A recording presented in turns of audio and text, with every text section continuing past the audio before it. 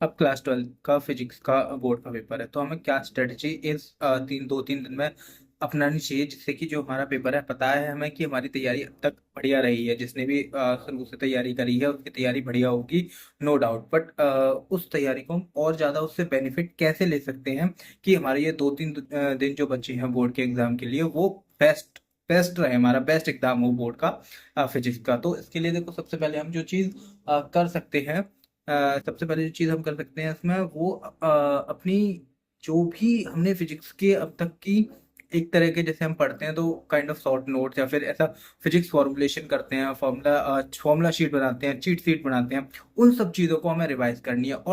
और इन 3 दिन में सबसे मेन जो चीज़ होनी चाहिए, वो होनी चाहिए कि हमने जितना भी सिलेबस अब तक जितना भी सिलेबस है फिजिक्स का, वो थॉरली रिवाइज होना चाहिए, पूरा सिलेबस। क्योंकि अगर हम कुछ भी चीज़ को छोड़ देते हैं ना, तो वो चीज़ जो छोड़ देते हैं हम, तो वो ऐसा लगता है कि नहीं यार, ये छूट गई है, ये एग्जाम में भी आ सकती है, नहीं आ सकती है। नो डाउट हमें इस तरीके से रिवाइज करना है कि जिस चैप्टर का वेटेज ज़्यादा है एग्जाम में, उस चैप्टर को ज़्यादा वेटेज देनी है, और जिस चैप्टर का वेटेज कम है उसको कम वेटेज देनी है। उसी तरीके से जिस चैप्टर की वेटेज कम है उसको हमें कम टाइम देना है, बाकी जिस चैप्टर की वेटेज ज़्यादा है उसको हमें ज़्यादा टाइम देना है। बाकी दूसरी चीज़ हम क्या कर सकते हैं, जो बहुत इंपॉर्टेंट है यहाँ पे, हमें पूरे इन 3 दिन के अंदर पूरे प्रीवियस ईयर के क्वेश्चन लगाने हैं। जो भी प्रीवियस ईयर में क्वेश्चन आए आए हों, चाहे वो मल्टीपल क्वेश्चन हो, मल्टीपल चॉइस हो, या फिर वो लॉन्ग क्वेश्चन हो, या फिर शॉर्ट क्वेश्चन हो, मतलब जो भी एक तरीके का पैटर्न रहा है पिछले 2-3 साल का पेपर का, उसके जिसके आसपास टॉपिक से क्वेश्चन पूछे जा रहे हैं, हमें उन टॉपिक को ज़्यादा अच्छे से पढ़ना है। क्योंकि जिस टॉपिक से ज़्यादा लगभग क्वेश्चन पूछे जा रहे हैं, क्योंकि वो टॉपिक भी इंपॉर्टेंट हो जाता है, और उसके दोबारा आने के चांसेस भी बने रहते हैं। क्योंकि एक पेपर एनालाइजेशन होता है कि हाँ, इस टॉपिक से ज़्यादा क्वेश्चन आ रहे हैं, तो मतलब ये टॉपिक इंपॉर्टेंट है। और इसके आसपास के, जैसे मान लो एक कोई टॉपिक है, मान लीजिए हमने, जैसे गॉस लॉ है, तो गॉस लॉ से हमने अब क्या पढ़ लिया, उसका डेरिवेशन पढ़ लिया, और उसके एप्लीकेशन है वो भी पढ़ लिया। तब तो कोई भी क्वेश्चन आ सकता है, एप्लीकेशन भी आ सकता है उसका सेपरेटली, और उसके सॉरी उसका जो है लिखने को डेरिवेशन भी आ सकता है। तो इस तरीके से हम प्रीवियस ईयर क्वेश्चंस लगाने हैं। और बाकी फिर हमें जो भी चीज़, सबसे इंपॉर्टेंट एंड बेस्ट चीज़ यहाँ पे जो हम कर सकते हैं, वो कि जो जो चीज़ हमने पढ़ी है उसको कम से कम 2-3 बार कॉपी पर लिख के देखना है। जब तक हम, क्योंकि एक दो तरह की यहाँ पे हम चीज़ें समझेंगे, दो तरह की मेमोरी होती हैं। एक हमारी होती है, हम पढ़ते हैं, वो माइंड मेमोरी, और एक होती है हमारी हैंड मेमोरी। तो दो चीज़ों का यहाँ पे कोऑर्डिनेशन बहुत इंपॉर्टेंट होता है, that is brain and that is hand. तो ब्रेन का जब हाथ से कोऑर्डिनेशन होता है, तब जो हम लिखते हैं कॉपी पे, वो सबसे बेस्ट रहता है। तो उसको प्रैक्टिस करनी, क्योंकि एक दिन में तो कोई चीज़ हो नहीं सकती, तो हमें उसे प्रैक्टिसाइज करना है। प्रैक्टिस करने के लिए क्या करना पड़ेगा, जो भी हम चीज़ें पढ़ रहे हैं, जो भी डेरिवेशन है, चाहे कोई क्वेश्चन है, कुछ भी है, उसको हमें 1-2 बार कॉपी पे लिख के देखना ही है।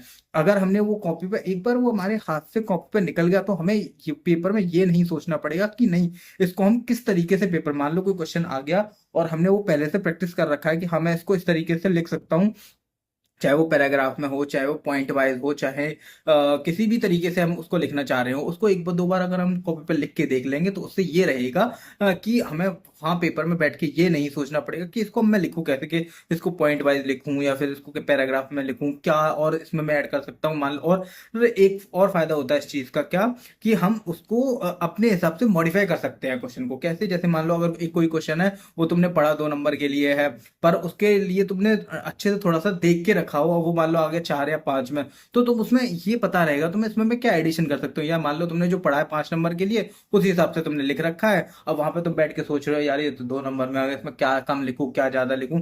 तो एक पता रहेगी तुम्हें चीजें कि नहीं, यहाँ से मैं 2-2 3-3 पॉइंट, ये वाला पॉइंट हटा सकते, ये पॉइंट बढ़ा सकता हूँ, जिससे कि सारे उस क्वेश्चन के पॉइंट भी कवर हो जाएंगे, और ऐसा भी नहीं लगेगा क्वेश्चन छोटा लिखा है या फिर बड़ा ज्यादा लिख दिया। तो वो टाइम मैनेजमेंट बहुत इंपॉर्टेंट है, क्योंकि जब तक टाइम मैनेजमेंट नहीं होगा, तब तक पेपर ठीक करेगा, जब अच्छा नहीं होगा। कितना भी पेपर तुम्हें आता हो, अगर टाइम मैनेजमेंट ठीक नहीं है, तो पेपर नहीं होगा, किसी भी हालत में नहीं हो सकता। अगर टाइम खराब है, टाइम मैनेजमेंट बेकार है, कि हमारा एक पे ज्यादा टाइम जा रहा है और दूसरे क्वेश्चन पे कम टाइम लग रहा है, जिसको हमें ज्यादा टाइम देना चाहिए था, अगर ये तरीके की चीजें रहेंगी तो पेपर खराब हो जाएगा। भले ही तुम्हें चीजें सारी आती हों, पर बिना टाइम मैनेजमेंट के कारण पेपर बेकार हो सकता है। तो हमें टाइम मैनेजमेंट का ध्यान रखना है, पुरानी सारी चीजें अच्छे से रिवाइज करनी है, जो भी तुम्हारी पुरानी चीजें हैं अब तक की वो बहुत अच्छे से रिवाइज करनी है।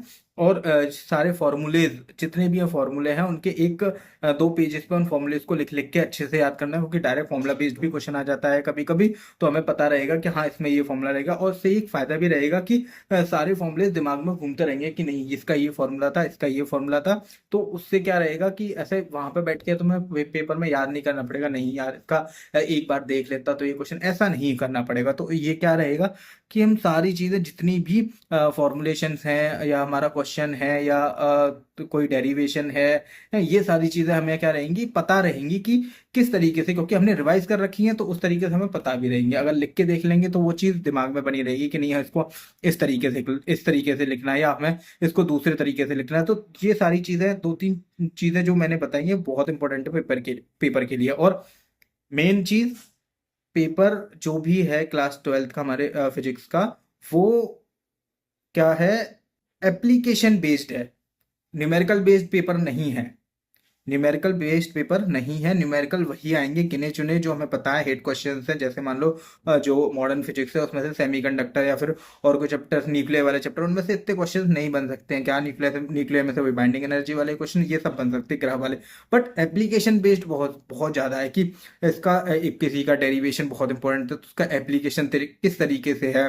या कोई क्वेश्चन, कोई चैप्टर है जैसे तुम्हारा एसी वाला चैप्टर है, तो उसमें एसी वाले चैप्टर में जो एसी अल्टरनेटिंग करंट है उसकी जो भी कैसे एप्लीकेशंस आते हैं वो इम्पोर्टेंट पड़ जाता है।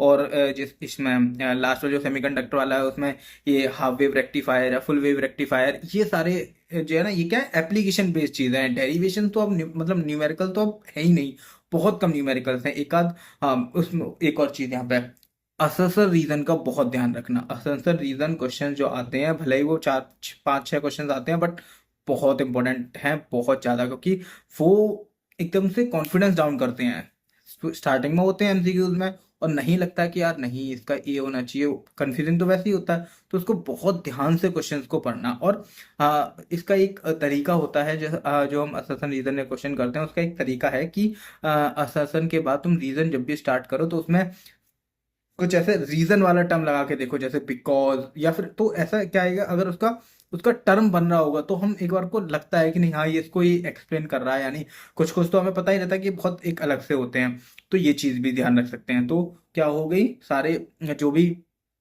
क्वेश्चन, प्रीवियस क्वेश्चन है वो रिवाइज करने हैं, जितना हमने लिख रखा है खुद अपने नोट से वो रिवाइज करना है। और जो भी पढ़ा हुआ है उसको क्या करना है, लिख लिख के देखना है।